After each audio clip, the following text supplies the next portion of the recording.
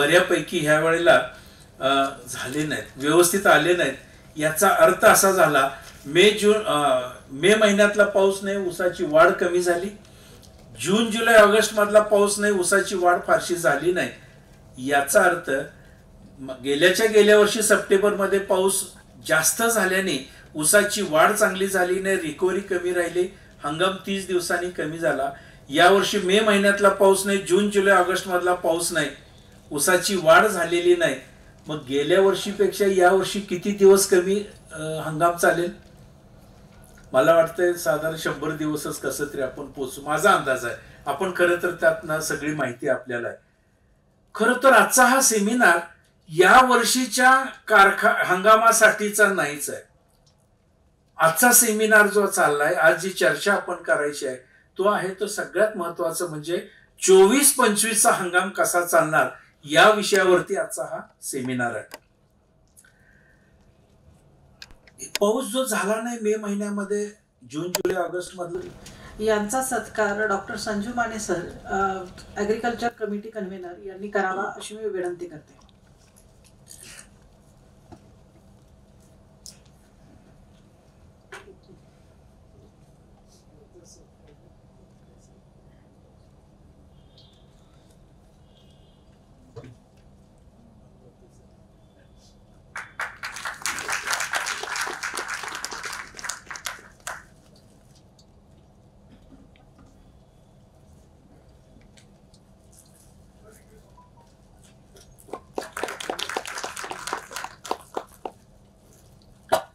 धन्यवाद सर.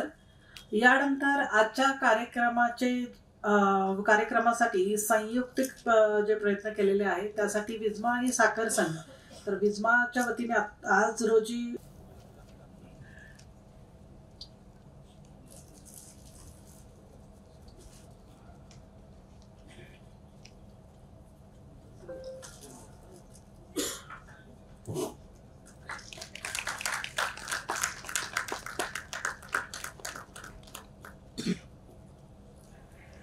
तदनंतर आजच्या कार्यक्रमाचे स्पॉन्सर UPL-SAS यांचे जे प्रतिनिधी आलेले असतील त्यांचाही सत्कार आपले आजचे chief guest doctor YS Nerkar sir यांच्या हस्ते करावा अशी विनंती करते. Sustainable agri solutions limited.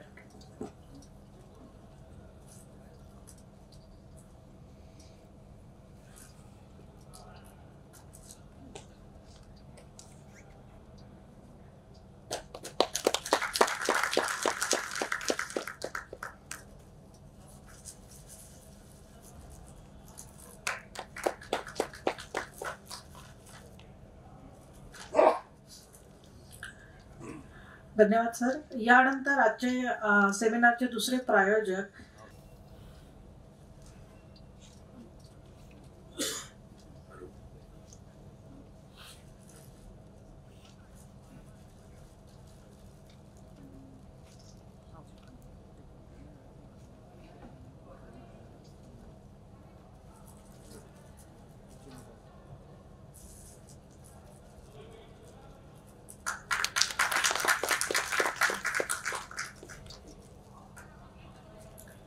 यानंतर आजचे जे टेक्निकल सेशन्स होणार आहे तर त्या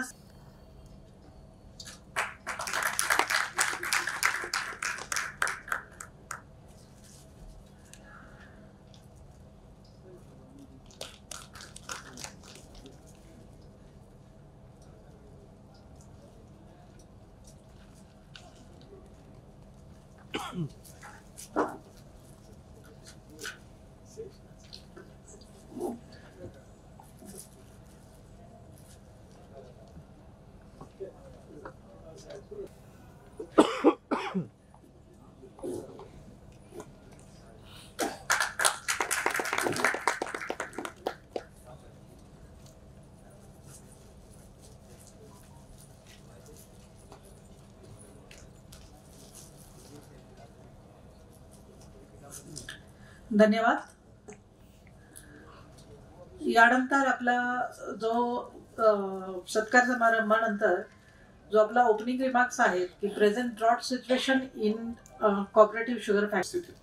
उपस्थित प्रतिनिधी बंधू आणि भगिनी, सर, मला वाटतं महिन्यापूर्वी ही DSTIच्या गव्हर्निंग काउन्सिलमध्ये चर्चा झाली होती की पुढच्या सीझनची साधारण परिस्थिती काय राहणार आहे, आणि त्या बाबतीत मला बोलण्याच्या संदर्भात विनंती केली होती त्यावेळेस. आणि त्यावेळेस मग एक विषय असा निघाला की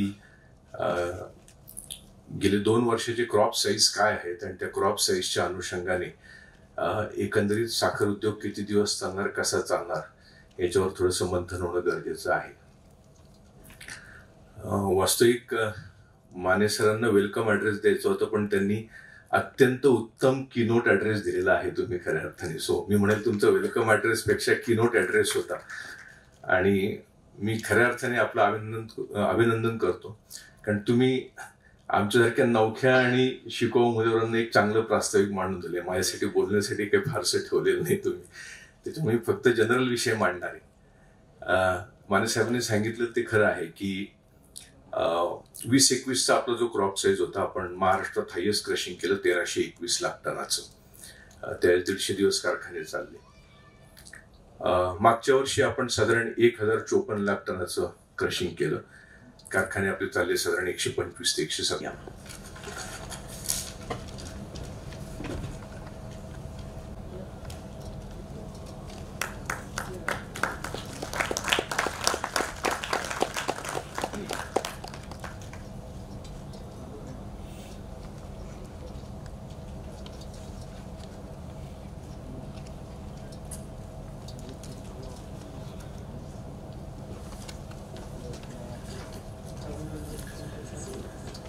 धन्यवाद सुतार सर.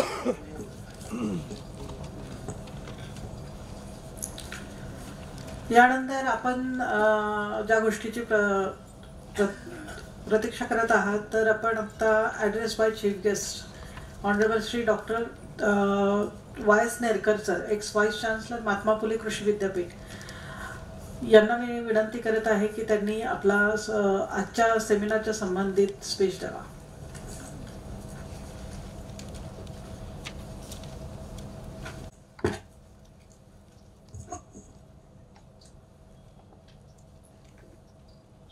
संजय खताळ साहेब, संजीव माने साहेब, पवार साहेब, DSTIचे एक्झिक्युटिव्ह सेक्रेटरी उकडी साहेब, सर्व साखर कारखान्यांचे अधिकारी वर्ग, ज्याच्यासाठी म्हणून आपण आज सेमिनार ऑर्गनाईज केला आहे, स्पॉन्सर्स,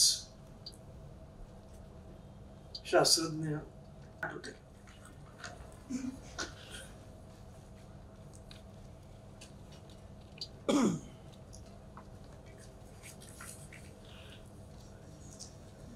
आजच्या या पहिल्याच सत्राचं आभार प्रदर्शन हा एक फॉर्मॅलिटी म्हणून करतो, कारण याच्यानंतर आपण टेक्निकल सेशन चालू करणार आहोत आणि त्या टेक्निकल सेशन मध्ये आपण जास्त वेळ देणार आहोत.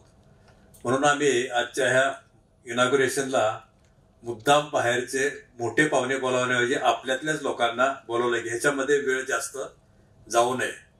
वास्तविक आपले यशस्वी साखर आयुक्त पूर्वीचे आमचे मित्र शेखरजी गायकवाड यांना मी विनंती केली होती, पण काही कारणानिमित्त ते बँगलोरला गेल्यामुळे ते आज येऊ शकले नाही.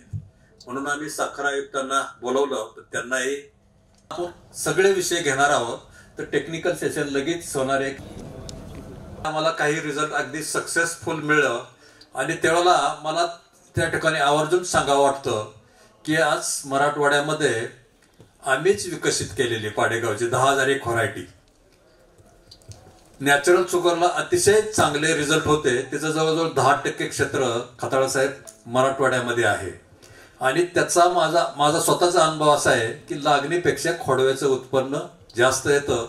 आणि त्याचं साक्षीदार मला वाटतं जमदग्नी साहेब आमचे इथे, त्यांनीच मला सांगितलं की ह्या व्हरायटीचं खोडव्याचं उत्पन्न जास्त येतं. फक्त आता त्याच्यामध्ये त्याला पर्याय व्हरायटी का असाव्यात, कारण ती पडते किंवा काय होते, तर त्या दृष्टीने प्रयोग चालू आहेत. आणि आपण चांगले ह्या व्हरायटल सेशन संपवतो. जय हिंद, जय महाराष्ट्र. पण ते पॉकेट ऍप्लिकेशन हे केव्हाही फायद्याचंच आहे. ह्याच्यावर खूप संशोधन झालेले विद्यापीठामध्ये. नमस्कार, मी अजय पाटील, ॲग्रिकल्चर क्रांती साखर कारखाना कुंडल. आज शेतकरी काय करायला लागले, शेणखताची उपलब्धता कमी आहे आणि सेंद्रिय खत उपलब्ध होत नाही बाजारात. तर मग जीवामृत स्लरी शेतकरी करतोय त्या शेतावरती. त्याच्यामध्ये रासायनिक खताचा वापर करावा का, किंवा जीवामृत स्लरीच्या ऍप्लिकेशन किती असावे याच्यामध्ये जे आपण दिलं त्याचं गॅस किंवा शेजारी जे पिकं असतात, बऱ्याचदा जर कपाशीसारखं पीक असेल, द्राक्षासारखं पीक असेल, तर तिथं जर आपण ह्या पद्धतीने जर फवारणी केली तर जवळच्या शेतकऱ्याचं नुकसान होतं. परंतु यामध्ये आपल्याला सगळ्या प्रकारची तणं, पिकाची कुठलीही व्हरायटी, ऊस पिकाची कुठलीही व्हरायटी असो, याच्यामध्ये कुठल्याही व्हरायटीला बंधन नाहीये, सगळ्या व्हरायटीला केली. आणि आपल्या देशामध्ये या अन्नद्रव्याला खूप वाव आहे असं माझ्या लक्षात आल्यानंतर मी ती नोकरी सोडली.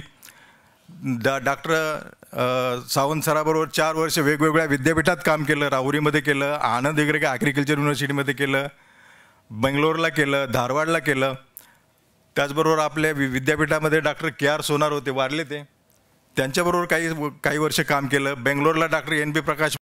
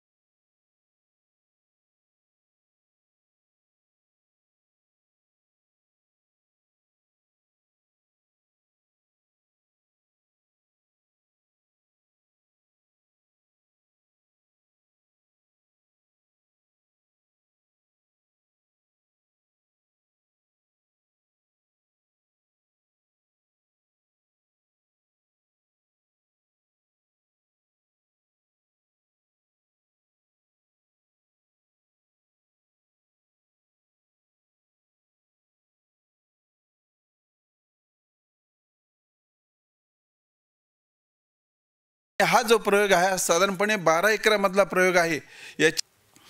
आता केवलिनचं आता एक उदाहरण दिलं, मला वाटतं कुठल्या तरी कंपनीचे साहेब होते. पण मंडळी, केवलिन मारताना त्यांनी एक गोष्ट सांगितलीच नाही, ती महत्त्वाची आहे. याच्या स्टिकरचा वापर केला पाहिजे. केवलिन जर नुसता फवारणी केली ते गळून जाईल, निष्ठून जाईल. कोण आहेत का साहेब ते? स्टिकरचं तुम्ही काम सांगितलं पाहिजे. हो, स्टिकर शिवाय केवलिनचा उपयोग नाही. ते कसं चिकटून बसणार तुमचं? नाही, असं नाही. 60% क्षेत्र खोडव्याचं राहतं, त्यामुळं खोडवा क्षेत्र वाढवायला म्हणजे मदत होते. अशा प्रकारे खोडवा क्षेत्र वाढवायचा आम्ही त्या ठिकाणी प्रयत्न केलेला आहे. यासाठी देखील 30 टनामधले शेतकऱ्यांच्यामध्ये स्पर्धा लावली की ज्याचा 15-20 टन असताना तो किती जास्त काढला, त्यांना देखील वेगळी बक्षिसं एक दिलेली आहेत. आणि त्यांनाही 10,000, 7,000, 5,000 प्रमाणे एक बक्षीस समारंभ आम्ही घेतला होता. हा थोडंसं माहितीसाठी शासकीय योजनेला एक हातभार म्हणून आम्ही दुपारच्या सत्रामध्ये अतिशय चांगली वक्ते लाभले आपल्याला. त्याच्यामध्ये पहिलं व्याख्यान झालं अमोल आंधळे, UPLचं, खूप छान माहिती दिली, त्यांचा सत्कार होत आहे. दुसरे व्याख्याते होते थोरात साहेब, सिलिकॉनवरती चांगली माहिती दिली. त्यांच्यानंतर तिसरं व्याख्यान झालं होतं की संजीवके, त्यामुळे सर्वात त्यांनी संजीवनी उपलब्ध करून दिली सर्वांना, त्याबद्दल त्यांचे सत्कार होत आहे. त्याच्यानंतर स्ट्रेस मॅनेजमेंट, रस्कर साहेबांनी त्यांचे अनुभव आणि बरेचसे चांगली माहिती दिली, त्यांचाही सत्कार होत आहे. आणि त्याच्यानंतर खोडव्यासाठी ज्या योजना राबवल्या जातात त्याबद्दल गंगाई साहेबांनी त्यांच्या कारखान्यातील योजनाची माहिती दिली, त्याबद्दल त्यांचाही सत्कार होत आहे. आणि अजून एक व्याख्यान राहिलं पण त्यांनी मधून ते व्याख्यान पूर्ण केलेलं आहे. आणि चर्चामध्ये आपण घेणार आहे माने साहेबांचं. आणि त्याच्यानंतर एक नेरकर साहेबांना अजून एक विनंती करतो की आपल्या आजच्या कार्यक्रमाला कोकण कृषी विद्यापीठाचे माजी कुलगुरू मगर साहेब हे आलेले आहेत, तर त्यांचा एक पुष्पगुच्छ देऊन पुष्पगुच्छ द्या. त्यांचाही सन्मान करण्यात येते. मगर साहेब मला वाटतं 80च्या पुढे, तरी पण त्यांची जिद्द जर बघितली आपण, आणि त्यांनी मला मगाशीच सांगितलं की जमदग्नी साहेबांचे जे टेक्नॉलॉजी आहे ती पुरेपूर शेतावरती राबवतात आणि खोडव्याचं सुद्धा उत्पन्न त्यांचं 80 टनाच्या दरम्यान आहे. म्हणजे सकाळी मी म्हटलं होतं की कुलगुरूसुद्धा शेती करतात, तर दुसरे कुलगुरू आम्हाला असे भेटले सर की स्वतः शेती करून ते अनुभव ह्या वयातही सर्वांना हे करतात.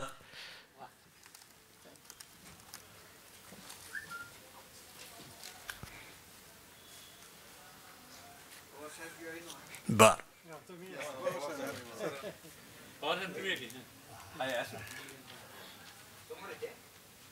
एक मिनिट दोघांच्या मध्ये येतो बरोबर आहे. ती ही मऊ असावी लागते. हार्ड पॅन्ट तयार होतात.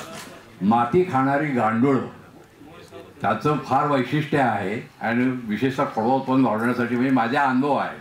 कुठल्याही प्रकारची कीड आणि बुरशी राहत नाही. त्यात सगळ्यात महत्त्वाचा भाग ह्यातला तो आहे साहेब, तर ते एक असावं. आणि बायोस्टिम्युलंट जर म्हटलं ना साहेब, तर बायोस्टिम्युलंट आम्ही तयार कुंभार कृष्णा कारखाना सोयसर होते. तर पवार साहेबांचे लक्ष्मी खोड कीड वाढते त्यासाठी आपल्याकडे ट्राय की नायट्रोजन म्हणजे NPK डोस सांगितला की 300-140-186-032 ला. परंतु माझं ह्या खोडवा ठेवणे अनेक फायदे आहेत, तसेच त्याच्यापासून कारखान्याला पण फायदा आहे. तर याच्या अनुषंगानं मला एक सांगायचं आहे की शेतकऱ्यांचं असं म्हणणं आहे की सर तुम्ही जे आता इंटिग्रेटेड न्यूट्रिएंट मॅनेजमेंटबद्दल तुम्ही जे बोलला आणि तुम्ही अनेक दृष्टीवर तुम्ही त्यांनी सांगितलं की बायो फर्टिलायझर असतील, इनऑर्गॅनिक असतील किंवा ऑर्गॅनिक असतील, त्याच्या पुढे जाऊन शेतकऱ्याला सांगतात की हे सगळं काही सांगू नका, आम्ही फक्त पोल्ट्रीचा डोस देणार. पोल्ट्रीचा डोस देणार आम्ही. सर तुम्ही जे मग व्हिडिओ जे प्ले करायचं सांगत होते, तर तो व्हिडिओ भरपूर शेतकऱ्यांमध्ये व्हायरल झाला. तर टेंभुर्णीचे चव्हाण म्हणून त्यांनी तो पहिल्यांदा व्हायरल केलेला. तर मी त्यांना फोन केला आणि ज्यांनी हे इनोव्हेशन केलेलं आहे, ज्या शेतकऱ्यांनी हे केलेलं आहे, तर त्यांच्यापर्यंत मी गेलो, त्यांना विचारलं, तर त्यांनी काय म्हटले किंवा हे जे आहे हे ऍप्लिकेशन तर हे एक प्रकारे चुकीचं आहे किंवा ह्याच्यावर अशा पद्धतीनं संशोधन असं त्यांना 2 हप्त्यामध्ये देऊन पूर्ण करावे असं विचारलं. आणि त्यासोबत 25% पोटॅशची ऍडिशनल मात्रा दिली तर ती फायदेशीर ठरते. तर ही जी मात्रा आहे, कारण अवर्षण कालावधीमध्ये पाण्याचं थोडंसं नियोजन कमी पडतं, तर ही जी ऍडिशनल जी मात्रा आहे 25%, ही आता सर्वसाधारण फेब्रुवारी अखेरचा जरी खोडवा ठेवला किंवा नोव्हेंबरपासून कारखाना चालू होतो आणि त्यानंतरची खोडवी ठेवली जातात, तर ही जी ऍडिशनल 25% पोटॅशची मात्रा आहे ही आम्ही artificial intelligence with reference to sugar cane, म्हणजे ऊस पीक हे मुख्य धरून आर्टिफिशियल इंटेलिजन्सचा कसा वापर करा, कृत्रिम बुद्धिमत्ता कशी वापरता येईल. जवळजवळ 10-12 कारखान्याचे अध्यक्ष महोदय असतात हजर होते. चांगलं सांगितलं. आता आपण जे सांगितलं तर आपली जे हे कृत्रिम बुद्धिमत्ता आहे त्याच्यापैकी